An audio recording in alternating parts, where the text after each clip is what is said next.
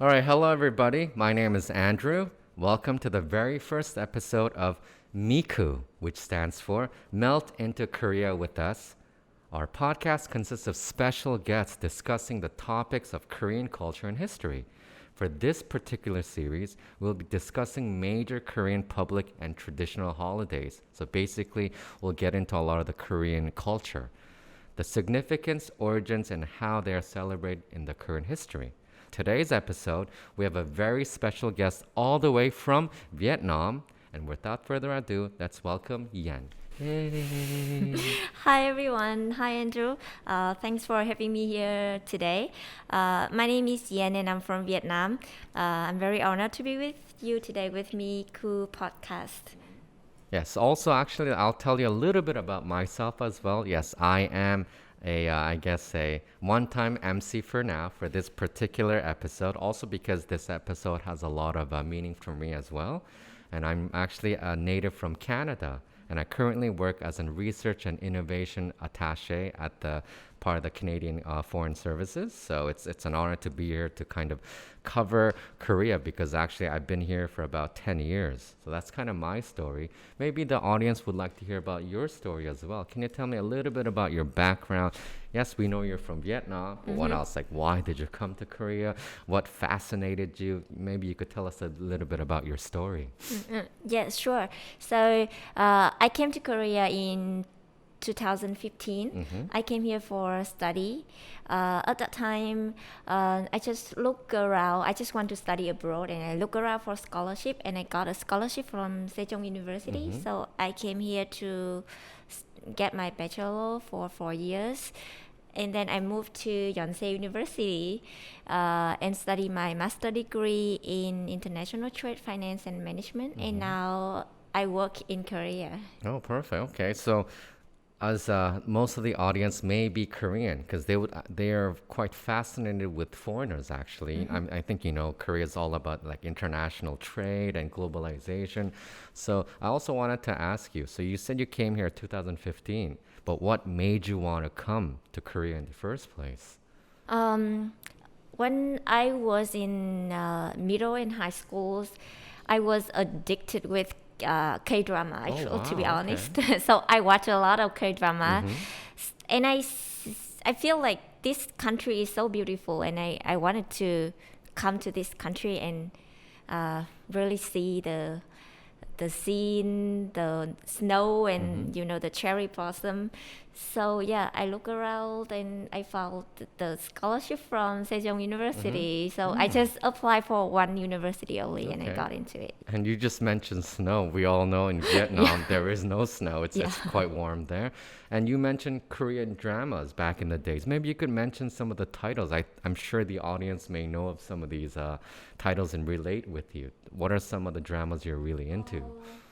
Now, but I have to mention that now I'm not addicted to K-drama anymore. But at that time, I really loved Full House. B and Song Ye-kyo. Yes. And I love Secret Garden. Oh yes. Yeah.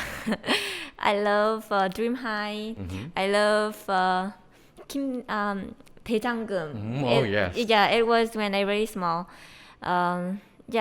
In a lot of other dramas, but I think you probably watch more dramas definitely than me, and maybe even some of the Koreans out there. It's really good to know, Vietnamese people are quite interested in Korean K-pop or Korean drama and culture. One more question then. I know you were young, you got into Korean drama, but you just got into it because it was very widespread in Vietnam, or your friend introduced you, or how did you kind of get into it in the first place? I think at that time, all around, like in Vietnam, they have a lot of K-dramas on TV, on television. So I just watch it with my family. And then when the internet becomes more popular, more, easy reach, then I watch K-drama on not YouTube, but some film website in Vietnam. Okay, that's amazing. It's always good to know, outside cultures such as Vietnam, they're very interested in Korea. And I think that's how the relationship of international relations kind of happens. And also, when you were introducing yourself, you mentioned you're going to Yonsei now. Yes, you said you're going to the Graduate School of International Studies. Maybe you could tell me a little bit about your experience there. I think to move from Sejong University to a lot bigger university was at first a little bit frustrated. I have to say that because I think both universities have its own have its own kind of Vibe, maybe? vibe, Yes. yeah. But I like the building, the Underwood Yes, yes. building.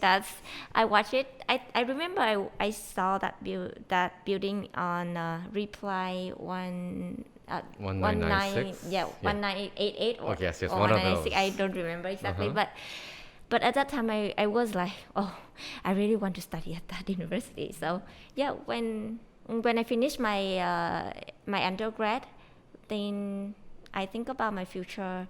I don't want to work right away, so I think about master degree, and I found Yonsei University. And this time I also applied for only one university, and then I got into it. Congratulations. Yeah. I kind of mentioned this because I'm a graduate of the Graduate School of International Studies. I think I graduated maybe maybe 5-6 years ago. So it's good to kind of have a alumni kind of talk about their experience. So, okay, I think now the audience kind of knows about you. They feel a little bit closer. Okay, so now that we have all the introductions out of the way, I think, the audience kind of clicked with you with, the K-dramas and everything. And Yonsei too. There's a lot of people do go to Yonsei. So we'll now kind of get to the historical part for this podcast. So for our kind of first episode, we will discuss National Foundation Day, or also known in Korea as 개천절. It is one of Korea's 5 national holidays, along with Independence Movement Day, Constitution Day, Liberation Day, and Hangul Proclamation Day. Some of them are actually coming up. So, and getting started on this topic, we must first talk about this legendary folktale called The Legend of Tangun. If I say Tangun, I think many Koreans know. I'm a little bit familiar with it, but I mean, I'm also here to learn as well. So, maybe people would love to kind of hear about this story, although some are familiar. Yeah, so to give you a kind of a background on this story, it's said that the son of heaven named Hwanung came down to earth and built Shinshi, which means divine city, to realize an ideal humanitarianism, or in Korean, Hongik, ingan, to benefit all of mankind. Hwanung bore a son named Tangun and established the kingdom of Gojoseon in the area of the Korean peninsula. Korean ancestors believed they were descendants of Tangun. So here's the part where I find it quite interesting. History says that Tangun was the son born between Hwanung and a woman who had previously been a bear that wanted to be a human. The so-called bear, in order to become human, had to live in a cave for 100 days and only eat garlic and mugwort. Yummy. Another add-on is that there was also a tiger who went through the same regime but didn't last 100 days. It's a quite interesting folktale with a lot of animals involved. So, what do you think about this story? Well, I think the story is very interesting, especially at the end of the story when you say that mother of Tangun had been previously a bear and not a tiger. Because as far as I know, many believe that Korean peninsula map has the shape of a tiger. So I was expecting that the tiger would come through all the regime and become Tangun mother, but it turned out actually a bear. So I was wrong. But that is actually quite interesting. Yeah. It is true. The Korean peninsula on the map a little bit kind of resembles a tiger. I think that's a very cool thing that you've noticed. Is this kind of geographical shape, is this very well known in Vietnam? Does anybody else in Vietnam also think this way, or? Yes, like Vietnamese people, we always introduce our geographical shape as the S. Yes, yes. Yes, it does look like the S on the map. Yeah, yes. it's the S. So Well, that's quite interesting. Okay, so I was just also wondering, because you're from Vietnam, maybe there's a similar folktale or similar story in your Vietnamese culture. Maybe you could tell us a little bit about this. oh yes, actually, it's also one of the reasons why I think the story is very interesting because when I listened to the story, I felt very connected because in Vietnam we also have a folk story like that about the origin of Vietnamese people. So I will share with you. Yes, yes, please. So it's a story about Lạc Long Quân and Ogre, or in English you can say the dragon and the fairy, who I believe to be our ancestors.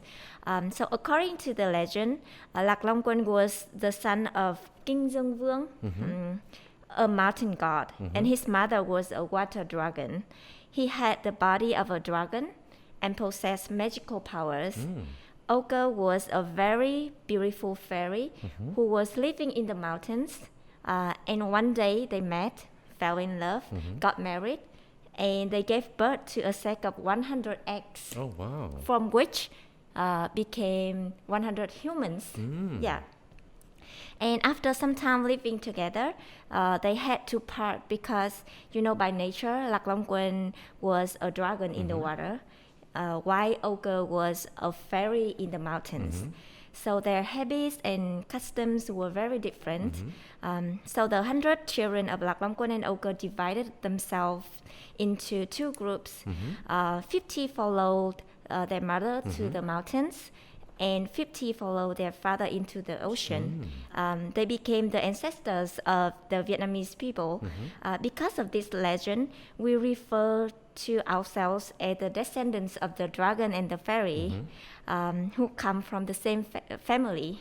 So I think the two stories are quite similar in the sense that we both explain our origin as descendants of some kind of god and animal, and believe that we were from the same family, like one origin. So Well, that's a very interesting story. I mean, I'm sure around the world they probably have these kind of origin story that's based on folktale, animals, these or mystic creatures, etc. While I was hearing your story, I was kind of imagining. You mentioned that the fairy and the dragon got married, so I wondered, for a fairy and a dragon and a kind of a story back then, what kind of traditions did they have in marriage? Do you think they had like a kind of the marriage that we envision, like a backyard marriage, or did they go to some building, or maybe in a forest? I think that would be a very interesting thing to look at. Is there any kind of a mention of how their ceremony was, or there is nothing? And there was nothing, it's just a folk story. So there's many versions of that, but there's no version like they mention very specifically about how their wedding was. There's a story where sometimes a fairy would help a man and woman fall in love. They often kind of say these kind of things. Yes. Or like in the West, maybe they would say like a Cupid's arrow. Have you heard of this kind of story where there's like it's kind of based on Valentine's. In the West, there's this kind of fairy-looking small angel with wings. They have like a arrow and they shoot that to someone's heart and they fall in love, kind of this story. Yes. Like the Cupid. Yeah. It's very interesting. It's just I was always interested in different wedding cultures, but I think that topic's for another maybe podcast later. So okay, that's fine. And so although this is a folktale, obviously, bears and whatnot, but do you think there's any truth to this or some factual basis of these kind of folk stories? I don't believe that a bear can become a woman, and a dragon and a fairy could give birth to 100 eggs, and 100 eggs become 100 humans. I think it's all made by human, but I do believe that they have their own, everlasting values and meaning to both Korean culture as well as Vietnamese culture. That's actually a really good point. I think a lot of these folk stories, the point of this is to get people kind of interested, especially at a young age. Because if you talk about, maybe people believe in evolution, for example. If they talk about these biological things, kind of can be boring. And maybe some children, they cannot fully understand about like DNA, these kind of things. So I think these folk stories kind of give you that sense of pride, patriotism, nationalism, and also kind of give you the story of how maybe one ethnic group or nation kind of came to be. So I think it's very important. So having said that, how do you think this story kind of connects to the National Foundation Day? Oh, that question is very interesting, and I believe that we are here today to discuss about that. So I'm waiting for your answer. Actually, yes. Actually, it's quite interesting. If you think about National Foundation Day, obviously for Korea, that kind of shows that Korea became a country that day, and obviously for a country to become an actual nation, you have to have some kind of origin story. And yes, like, as I previously mentioned, yes, they could go into the very nitty-gritty details of science and etc., but that's not really fun, or it's not really part of the story. So I think they kind of had to bring this kind of famous figure, have the folk story, so that kind of relates to how Korea came to be and gives the sense of kind of nationalism, patriotism. So I think that's how this relates. And obviously, if you go to any Korean person and you mention Tangun, they will definitely know. So this kind of shows, this brings people together. So all Koreans know this story. So you are Korean. This kind of, I think, this is very significant. And as I mentioned, many countries have these folk stories. Even in Canada, the Native Americans or Aboriginals, we also call them, they also have a lot of folk stories based on nature as well. So I think a lot of these stories kind of relate together. So I think it's very interesting. And we'll also discuss the history about this and how it was commemorated. So I'll kind of talk about National Foundation Day throughout history. Yes. So in this story, I just explained the day of Hwanung and how he came down to earth. It's the day of when the sky opened, which signifies the legendary formation of the first Korean state of Gojoseon. I think many people in Korea know, but just for an introduction, or 개천절 is a word composed of Chinese characters, which together mean the day the heavens opened. Legend has it that Hwanung, the father of Tangun, king of Gojoseon, descended to the Korean peninsula when the sky actually parted and opened up. It is said that this day was commemorated on 2333 BC, where Korea currently celebrates this day on October 3rd. So it's kind of coming up. In October, the people of Korea celebrate the sky opening, and harvest ceremonies were offered to the gods of the sky, land, wind, and rain. It's very based on nature. So during the latter half of the Goryeo dynasty in 918 to 1392, the kingdom was invaded by Mongolia, and then foreign cultures were adopted. Gradually, the harvest ceremony lost its significance. Then when Korea was occupied by Japan, Korea's native traditional religion of Daejonggyeo was founded, with Nacho at the center focused on the worship of Tangun. Daejonggyeo revived the celebration of the National Foundation Day to contribute to fostering the spirit of the Korean people under the pressure of the Japanese colonial rule. Commemorative events took place all across Korea, motivating independence fighters. So in April 11, 1919, the Provisional Government of the Republic of Korea was founded in Shanghai, China. That year, National Foundation Day was celebrated in public, instilling the sense of patriotism and national consciousness in Korean citizens. Events were held secretly by the provisional government in Shanghai and with private organizations as well, laying the groundwork for independence movements. In 1945, Korea was finally liberated. In 1949, National Foundation Day was designated as a national holiday. However, due to its religious significance and the prejudice that idolizes Tangun, it was kind of shifted. The paradigm actually shifted. So the occasion didn't receive the commemoration it deserved. As a result, it is just another public holiday for many Koreans. So we could kind of say we kind of came to the modern era now. Yes, National Foundation Day is celebrated, but we kind of, or the government or the public discourses that they kind of moved away from this kind of folktale, but they kind of now celebrate the independence of National Foundation Day. So that's kind of the story that kind of came to the modern times. So I just want to discuss with you. This holiday has a lot of history, as I kind of mentioned, even though it has a lot of folk story behind it. What are your thoughts on this? Well, I think that all that history just proves that this story actually play a very important role in the history of Korean.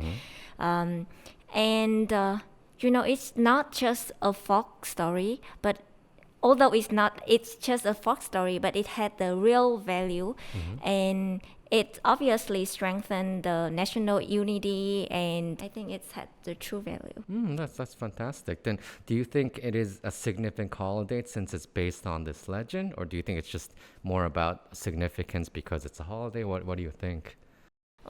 Yes, I do think so. I think it's not just because it legend gave the Koreans a sense of identity many thousand years ago when people could not explain their existence by science or history, but also in the modern era, it helped, as you said, instilling the sense of patriotism and national consciousness from which the independence movements were motivated. That's perfect. And also, because you're from Vietnam, is there any similar holidays in Vietnam? I'm waiting for this question. Oh, that's perfect. Yes, we do. And interestingly, our holiday is on the 10th day of the third lunar month. Okay. So October 3rd in Korea and March 10 in Vietnam. Okay. 10-3, Yeah. And we called it Hùng King's Commemoration Day. And we even have the Hùng King's Festival held annually from the 8th to 11th of the third lunar new year, a lunar month, in order to honor the Hùng Kings, the first kings of Vietnam, who were also the first descendants of the Lạc Long Quân and Ogre in the story that I just shared with you. Yeah. Well, so you guys celebrate in a very big way. Yes. Is there any do people also kind of dress up as dragons or fairies, and they have street festivals? Can you tell me more about this kind of the fun culture aspect of it? Yes, we do. Not all around the country, but especially in the north of Vietnam, we have the Hung temple. So we have a lot of live performance, like people sing and dance, and the dragon dance that I maybe could share with you later. But yeah, we celebrate it quite big in that part. It's called Đền Hùng in Phú Thọ in Vietnam. Wow. Yeah. But usually, and for the last kind of discussion question for this topic, do you think the current citizens of Korea, do you think they should be more aware of this holiday and also this story, although many know it, or do you think they should kind of neglect it? What do you think? Oh, definitely yes. I think the story should never be neglected. I think just as a legend of Lạc Long Quân and Ogre, both stories embrace meaningful traditional culture and values that deserve our studies and remembrance. Okay, no, that's great. I think it's always good to kind of know the cultural roots of certain dates or events, because that kind of shows you not just having knowledge, but it kind of shows you why or how things came to be today. So I always think it's good to learn about history, to not just not make mistakes, but to do great things in the future. I think that's very important. I'm kind of a history nerd, actually. Okay. Korea, a little bit too, but obviously I'm from Canada, so the Canadian history, Aboriginal, these kind of things, I'm very interested because that kind of shows you how we came today and how we may become in the future. So I think history is very important. Although some find it boring, and I understand that too. But I love history, like world wars and these kind of things. Oh, I wish all young people would love history like you do. I wish I can learn history in a very interesting way too. But yeah, I think history is very important, and nowadays young people, they have many interests like social networks, and they have. I feel like history become less less valuable to young people nowadays, and or less popular. So. And I think that is why we're here today, to cover these kind of history, try to make people get interested. I think it's very, very important. So I'm actually having a lot of fun today. So that's fantastic. So So now you mentioned how your National Foundation Day is celebrated in Vietnam. So we'll a little bit talk about how it's celebrated in Korea. So, so most Korean people only appreciate the day as a national holiday, as I mentioned, or a day off from work, because Koreans, they're known to work a lot. So, do you have any idea how Koreans celebrate this?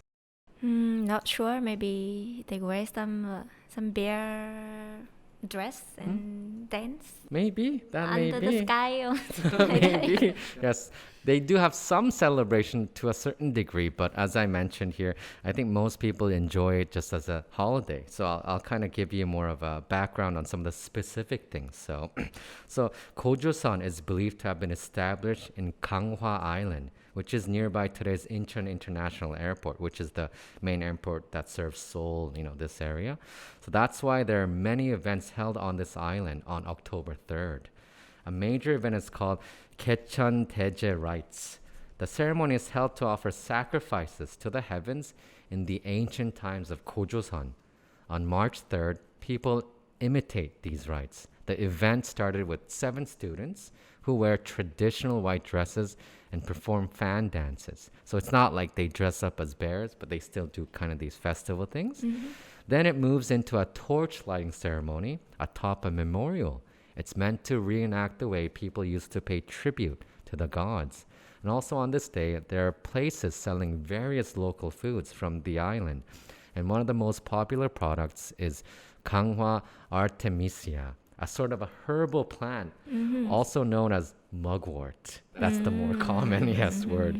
Remember, I had mentioned the woman who used to be a bear and only ate garlic and mugwort, and that is kind of why they do mugwort again. So it's not just the island, but also some of the bigger cities like Seoul. They do have some events throughout the day. So this holiday celebrates the long history of Korea, and it calls for many performances of traditional dance and song, as well as festivals showing traditional attire. So, you probably saw some of the palaces in Korea. They have some events here and there, yes. And when people go to Ganghwa Island to attend events for the National Foundation Day, they also stop by a historical structure, and this is called dolmen, or to translate it, it's called a portal tomb, and the Korean name for it is goindol. It's a huge slab of stone laid across 2 stone columns. It's a portal tomb for tribal leaders or clan leaders who died in prehistoric times. It's a little bit reminiscent of kind of the pyramids of Egypt, although it's not as grand or anything. So you mentioned how Vietnamese celebrate it. What do you think about the way Koreans celebrate it?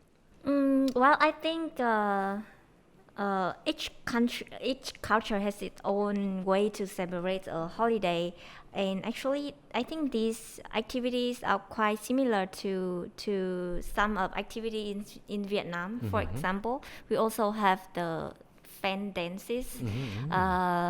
Although dragon dances are more popular, and we often wear very colorful dresses rather than just white dresses. And we also have some live performances, and most of them are also oriented around traditional styles of singing and dancing.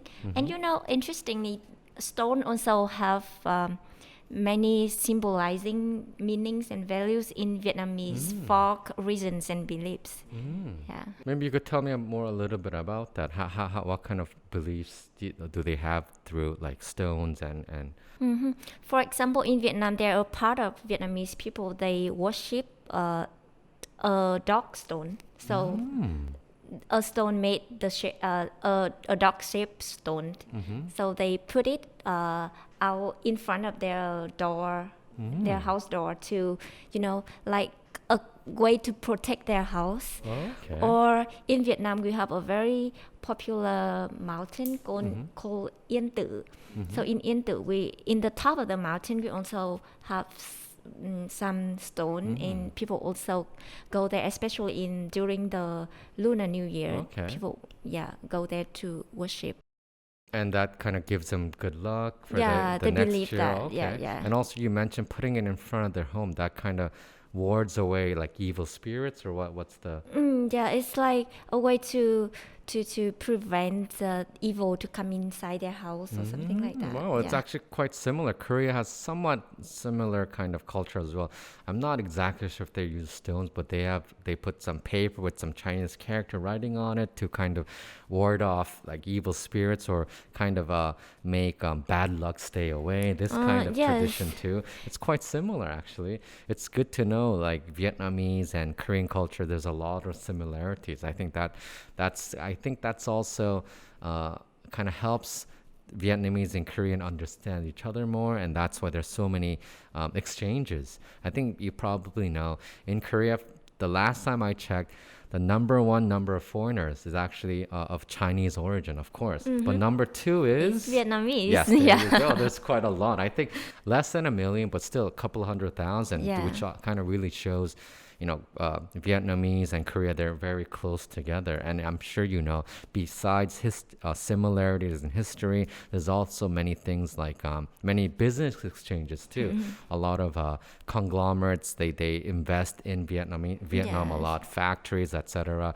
Because Korea knows that's a great opportunity to work with Vietnamese. Vietnamese people they work hard, right? They're very responsible. Yes. And it's also good to know a lot of Vietnamese come to Korea and learn about the Korean culture, study here. And you mentioned you also started working here. Maybe you could tell me a little bit about that, how you feel about the working culture here in Korea.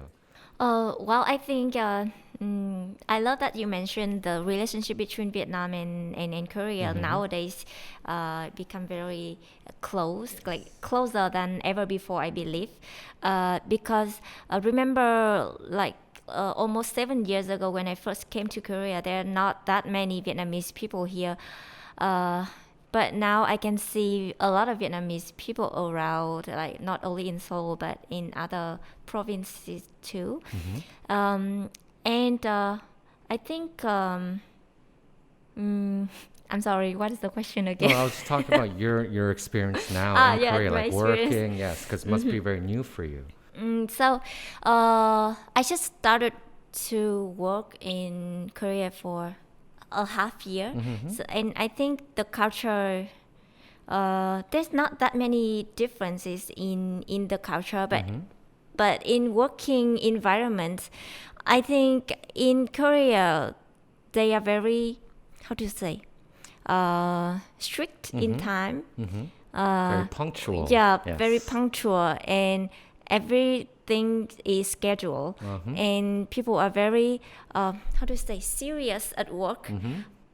I've never worked in Vietnam actually, but I heard that my friends working in Vietnam, the environment is more flexible and people are more enjoy their morning.